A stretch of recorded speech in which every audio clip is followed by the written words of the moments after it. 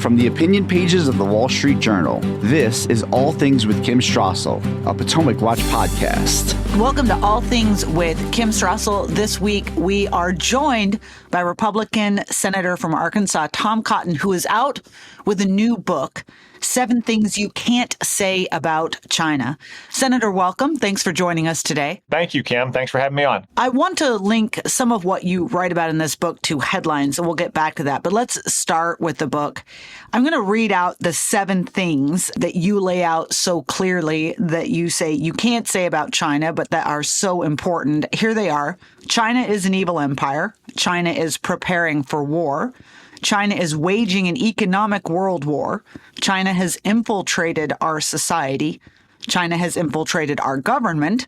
China is coming for our kids, and most terrifying, China could win. All of these, if you read this book, and I suggest people do, have a lot of information behind them explaining in detail why they are so important. But Senator, as you look at these, and I know that as a fellow writer, we think that everything we write is the most important thing ever. But if you had to pick one of those things for your readers or non-readers, what would you think would be the most important that they take in their memory and realize is so worrisome about China?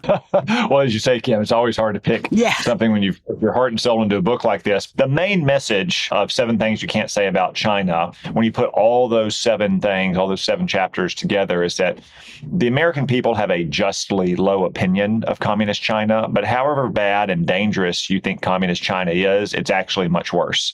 It's more of a threat to our way of life and to you and your family. Now, one reason I start with China as an evil empire, because I do believe, as Ronald Reagan did about communist Russia, that you have to understand the nature of the regime, why it does what it does, and what it thinks it is before you can understand the way it treats its people and the way it interacts with other nations in the world.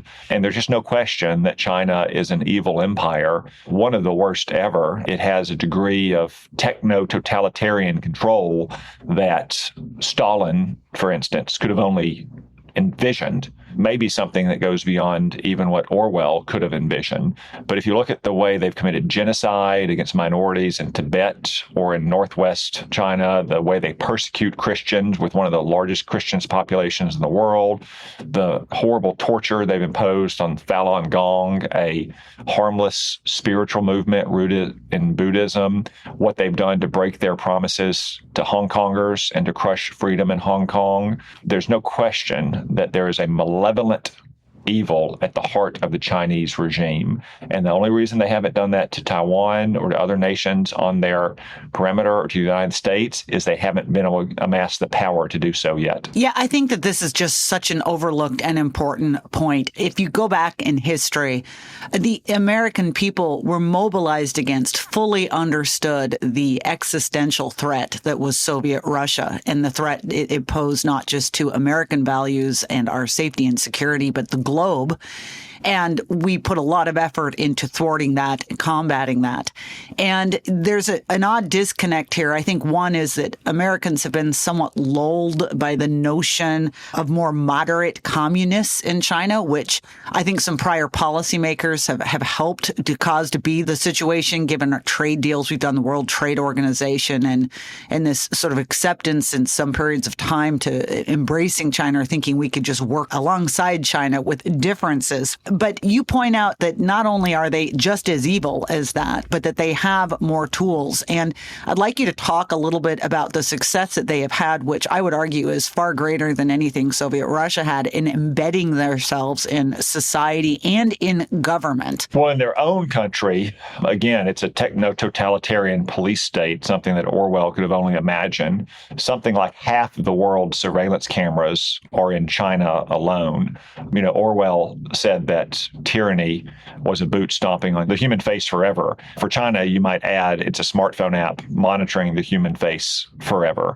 They've made efforts to export that model to third world countries that are dependent on Chinese technology, but they've also used, Kim, their vast wealth and economic power gained in no small part by American mistakes of giving China permanent most favored nation status in the 1990s and then accepting it into the World Trade Organization in the early 2000s. 2000s to infiltrate our society, our businesses, our campuses, our governments in a way that Soviet Russia never did. Sure, Soviet Russia obviously had spies running all over America and trying to infiltrate our military, our national labs, our intelligence community, but nothing like what China has. I mean, numerous FBI officials have said that they could open a Chinese counterintelligence case anywhere in America almost every minute of the day.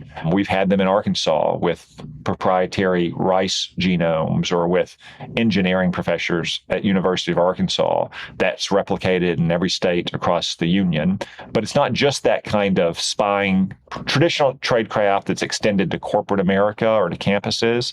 It's also just the influence and leverage that China has. Maybe the best and simplest example is to ask, when was the last time you watched a movie with a Chinese villain? And the answer is at least since 1997, when 7 Years in Tibet came out and had Brad Pitt. It depicted the Dalai Lama in very sympathetic terms and communist China in very harsh because realistic terms.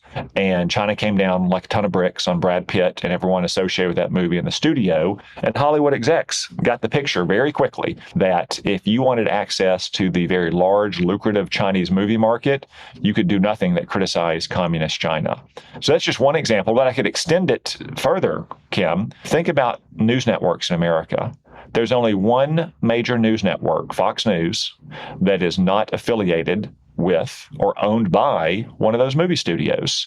ABC and Disney, CBS and Paramount, NBC and MSNBC with Comcast Universal, and CNN with Warner Brothers.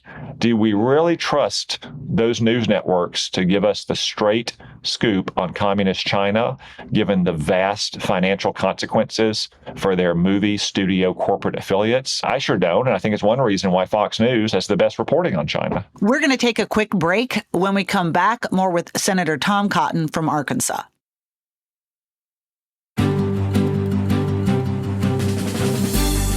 Welcome back. I'm Kim Strassel here with Tom Cotton talking about his new book, 7 Things You Can't Say About China. You talk about their success in embedding and essentially influencing some of these very important elements of our culture, and you run through everything: Hollywood, professional sports, our academic institutions. But isn't it also the case they are attempting to use that technology control in the United States, at least from a surveillance perspective? We had everything going on with Huawei, but does it concern you that we are now at the moment ignoring this TikTok ban, which was put into effect to guard against this, but we seem to be blithely moving ahead without paying attention to it? I think it would have been better to enforce the TikTok law as it was written from the beginning, in part because it would give leverage to achieve the objective for which Congress passed the law last year, which is to force a sale of TikTok by its parent company with a complete break from communist China. I've heard lots of people say, well, TikTok is just another social media app, and Facebook and Instagram aren't so great either. And I understand that those American social media apps certainly do have their problems. The key difference is TikTok is under the thumb of communist China, and it can use TikTok, as you say, for surveillance. It can use it for propaganda as well. Now, I hear people say that, well, it's just kids' data. Who cares? Well, there's a lot of adults on TikTok as well, but kids also grow up to be adults, and those adults take jobs in law enforcement, in the military, and intelligence, and sensitive industrial or corporate positions as well. And all that data lasts forever in China. I've also heard people say that, well, the content is harmless. And sure, there is plenty of harmless content on TikTok as on any social media network. Cat videos or how-to videos for cooking or knitting or home repair, what have you. But there's a lot of very harmful content too, Kim. And I lay this out in the book. State attorneys general have sued TikTok, Democrat and Republican alike, and they've demonstrated that if you get a new account and you tell TikTok you're a teenage girl without watching a single video, without expressing a single preference, it will start feeding you content related to negative body image, for instance, or eating disorders. If you tell it you're a teenage boy, and again, you don't click on a single video, you don't express a single preference, it will start sending you graphic violence and obscene pornography. And for all kids, it will target you with content that glamorizes drug use and even suicide when you go on and tell TikTok that you're sad or depressive or you want to have content that is uplifting. And sadly, as I outline in the book, some kids have actually gone on to commit suicide. And then there's the other aspect of the content manipulation, which is using it for Chinese propaganda or anti-American propaganda or anti-Israel propaganda. You know, the anti-Semitism on TikTok is orders of magnitude greater than it is on other social media. When you go to TikTok, just like we've seen lately with DeepSeek's new AI engine, you can't get the straight scoop about Tiananmen Square or Taiwan or Hong Kong or Tibet. And remember, when we passed the law last year, Kim, TikTok actually sent out push notices asking its users to press a button so they could call their congressman and tell him to vote no. And if they'll do it then, what will they do when, say, Donald Trump wants to impose higher tariffs on China or in a moment of crisis over Taiwan? And yet I have a general rule of thumb, which is to say that if we wouldn't have allowed communist Russia to do it, we shouldn't allow communist China to do it. And we never would have allowed Pravda, the old Soviet Russian propaganda outlet, to get a foothold in the American news media space. We shouldn't have allowed TikTok, and we need to reverse it. Yeah, you're correct. And one thing I really like about this book is you do go into the many different ways in which the Chinese Communist Party uses all of this. It isn't just to propagandize in favor of China. It's to disrupt. It's to cause discord. It's to poison our kids and generally bring down the American model. And that, in that regard, is not different than Soviet Russia. But as you note, they have a lot more tools now. One other thing that you get into, and I think this is also slightly different than Soviet Russia in that they didn't necessarily, we find out in retrospect, have the economic wherewithal to compete with the United States from a military capacity. That's what we found out later. It took us a while to understand that. But China is investing all it is throwing down to build its military and outcompete us. And you say that the main goal of this, the end game, is to take over Taiwan. And you talk about the huge stakes of that island and why China is so interested. Can you explain that? Sure. And I do think you pinpoint a critical difference between communist Russia and communist China, and that's the economic power and wealth that China has accumulated. And again, they've done it in large part because we've helped them.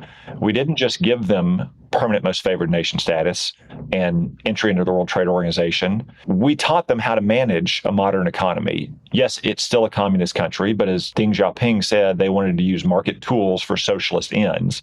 And they are much better at overseeing a modern economy than Soviet Russia ever was. Soviet Russia was always brittle, even if we didn't appreciate it at the time. That's not the case with China. That's why China has built up its military faster than any time in all of history. And it's really all geared towards Taiwan. I understand that some people say, well, you know, it's a small island and China has some vague, disputed historical claims to it.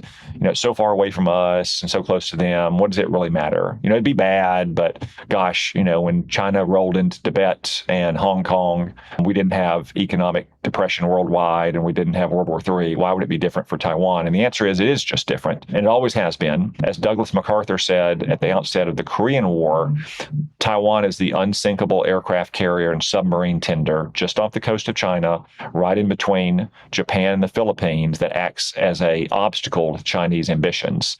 If China turned it into its own unsinkable aircraft carrier and submarine tender, it would become a springboard for those ambitions.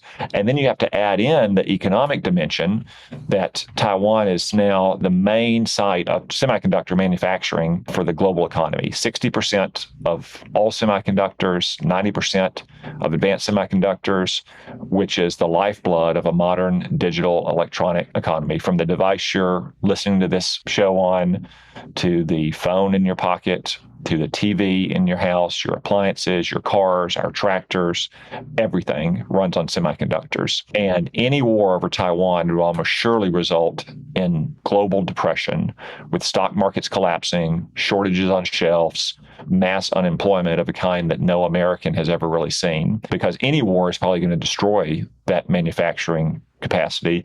If it were a quick and decisive victory for China, then China would then control that semiconductor capacity, which would make it maybe even worse. So that's just the economic dimension. Then there's the military dimension that if China can take over Taiwan, it immediately throws into chaos all of our alliance structures, not just in the Western Pacific, but around the world. So you have many countries beginning to doubt America's commitment to their independence, like Japan or South Korea or the Philippines or India or Australia. Many of those nations start to probably go nuclear themselves. So you have widespread nuclear proliferation that leads to the decline of American influence and pro-American sentiment around the world, and ultimately helps China achieve its objective, which is to replace us as the world's dominant superpower, both from a military and an economic standpoint. And as Chinese officials told Trump officials on his state visit to China 8 years ago, basically turn America into a low-cost commodity exporter for China, farm products, oil, and gas, isolated over here on the other side of the world. Well, that is a bit bleak. We're going to take one more break. When we come back, more with Tom Cotton. From the opinion pages of the Wall Street Journal, this is All Things with Kim Strassel, a Potomac Watch podcast. Welcome back to All Things with Kim Strassel. I am here with Tom Cotton talking about his new book. Let's actually connect some of this to some of what's going on in the news. The president met with Emmanuel Macron, the French president, on Monday. There are active talks going on for some sort of a settlement of Russia's invasion of Ukraine. We at the editorial page had a great piece on our editorial page on Monday listing Russia's long list of lies and broken treaties and commitments when it comes to Ukraine. They're not exactly a trusted actor. My concern is this, is that you walk in and you walk out of that, and we have pushed upon Ukraine a settlement that leaves Putin feeling emboldened that he gets away with this. And that by extension is a message to other tyrannical regimes, especially those that are partners with Russia, like China. We're talking about security agrees in terms of economic security agreements and guarantees for Ukraine, rare earth minerals. There's some talk about EU peacekeeping force. What is an adequate deal here? How do you exit from this without rewarding Putin for his behavior? Yeah, without getting into the specifics of the deal, but looking to ends, I think at this point, which is a disappointing point on the battlefield, because Joe Biden, in addition to tempting Putin to invade in the first place with his weakness, most notably in Afghanistan, only weeks after which Putin began to mass forces on Ukraine's border, also pussyfooted around for 3 years and didn't allow Ukraine to win, and win early when they had a chance to win, when they had Russia on the back foot in the fall of 2022. Unfortunately, Russia is more on the front foot now, and it's turned into something of a war of attrition, which does not favor Ukraine because of its much smaller size than Russia. So I think first is you're looking to have a durable and lasting truce. I wouldn't necessarily expect to have a grand peace bargain where you can sign a treaty in an ornate hall, but something rather like what we had at the end of World War II in Germany, or the Korean War, or even after Putin's aggression against Georgia in 2008. That, yes, we all recognize the reality of Russian troops on Ukrainian soil, but we don't recognize the legality of those troops there, just like we still don't to this day in Abkhazia and South Ossetia in Georgia, or for that matter, that we still don't recognize North Korea. So that's the first step, is a durable and lasting truce that stops the fighting. Second is that we want to protect, as J.D. Vance put it in Europe a couple weeks ago, Ukraine's sovereign independence. And third, and maybe most important, as you say, Kim, is to prevent the future third invasion of Ukraine. The last two invasions have happened under the last two Democratic presidents, Barack Obama and Joe Biden, just a few months after notable displays of American weakness and irresolution. With Biden, it was the debacle in Afghanistan in the fall of 2021. With Obama, it was the Red Line fiasco in Syria in the fall of 2013. How you go about achieving that, there's a lot of different ways. The president has said we're not going to have American troops in Ukraine, but there's other ways that we can provide security support to European troops in Ukraine. I know they're negotiating on a minerals agreement, as you said. That's good, not just in its own terms, because it helps Ukraine have a foundation for post-war economic growth, but it's also good for us, as I write about in 7 Things You Can't Say About China, that we need to quickly diversify our dependence on rare earth minerals away from China. And it also gives us a stake in Ukraine's future. I would not rest any of this, though, on the goodwill or the promises of Vladimir Putin. That is a long catalog of his broken promises. And you could probably write a similar piece about Georgia or the Baltics or his own people or his relationship with all of the presidents of our nation since he took office, since all five of them, starting with Clinton, have tried to have better relationships with Russia, only to see it come a cropper because Vladimir Putin doesn't see Russia as aligned with America. Let me ask you this. China, as we were talking about, it's amassed this economic wealth. It has poured a lot of it into upgrading and expanding its own military to rival us. And in some places, I fear very much we are falling behind. Secretary of Defense Pete Hegseth came out with a memo recently suggesting an 8% cut in defense spending. I know there's been some further explanation of that. I think we're all in favor, obviously, of cutting out waste and fraud and abuse. But we are entering a period where we are spending about moving toward 3% of GDP on defense spending. That's about half of what it was when we were challenging the Soviet Union. What do you see happening with defense budgets over the next year, especially in light of this reconciliation bill that's coming up and competing interests for tax cuts, and given the huge size of the deficit? Are you confident that we're going to invest what we need to maintain our dominance? Yeah, I don't anticipate a defense budget cut at all, Kim, under Donald Trump. That was not the case in our first term. What Pete Hegseth has said is, one, Joe Biden submitted a kind of ephemeral budget increase for the Department of Defense at the very end of his tenure after 4 years of proposing real, actual cuts. So we're not going to do that. But also what he wants to do is make sure that we're focused on the president's defense priorities and what we would need to fight and win a war over Taiwan, which is the only way to be able to deter it from happening in the first place. So just to give you one example is the need to prioritize aircraft that can survive against China's very dense, very capable radar and air defense systems, the kind of aircraft that we didn't necessarily need in a low-intensity guerrilla conflict in Afghanistan or Iraq. Also, we've got to do a much better job of increasing the pace of manufacturing of basic munitions in this country. Not cutting-edge weapons. We have those and we're working on them, but just the kind of basic munitions that our Air Force and our Navy and our Army need to fight and win a war. You see the usage rates in Ukraine. It would be as intense for certain categories of weapons if there was a fight in Taiwan. We need to substantially increase the manufacturing rates of those weapons. One way to do it, as you suggest, is to go outside the annual budgeting cycle, as we hope to do in this big budget bill, and put enough money on the table for the long term to give defense companies the incentive to expand their current factories, maybe build new factories, because they know that the demand is going to be there for them for years to come. And it's not going to be subject to the vagaries of who wins a congressional election. Just like we need to do a better job of expediting friendly foreign nations to buy those weapons as well, partly for their own defense, partly so our defense industry, again, has a certainty to justify the major expenditures it takes up front to increase manufacturing rates. Those are just a couple examples